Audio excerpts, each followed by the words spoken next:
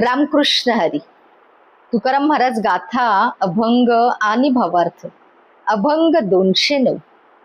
गोपाळ म्हणती कानोभा या रे काही मागो, आपुलाले आम्ही जीवीची तया आवडी सांगो.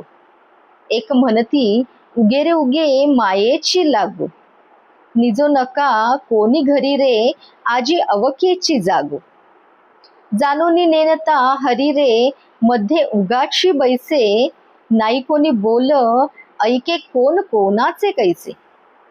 एक एकाच्या संवादा जाणे न मिळेची ऐसे, पोटीचे होटा आणवी देतो तयासी तैसे.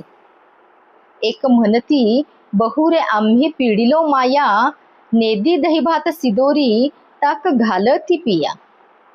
तापलो वळिता गोधने नाही जीवन छाया, आता मागो पोट भरी रे याच्या लागोनी पाया. तुका म्हणे काय कहाण्या अरे सांगाल गोष्टी, चाटाव तुमचे बोल रे भुका लागल्या पोटी. जागा करूया रे कान्होबा मागो कवळ ताटी, धाले गडी तुका ढेकर देतो विठ्ठल कंठी. या अभंगाचा अर्थ असा आहे की कान्होबास आपण काही मागावे असे सर्व गोपाळ म्हणू लागले. आपल्या आवडीची अशी जी गोष्ट असेल ती त्यास आपण प्रेमाने मागू.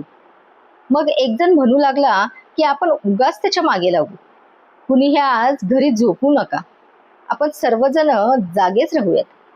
हा श्रीहरी सर्व जाणणारा असला तरी नेनता होऊन सर्व गोपाळांच्या मध्ये उगाच बसला आणि कोण कोण काय काय बोलत आहे हे ऐकत राहिला. एकमेकांचे बोलणे एकमेकांच्या मतास जुळत नसल्याचे त्याने पाहिले.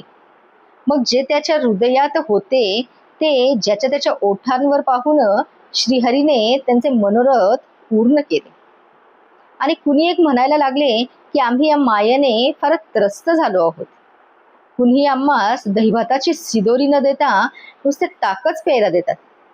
आम्ही आता या गायी वळता वळता फार कष्टी झालो आहोत आणि कुठे विसाव्याला सावली नाही की तहान भागवायला पाणीही नाही.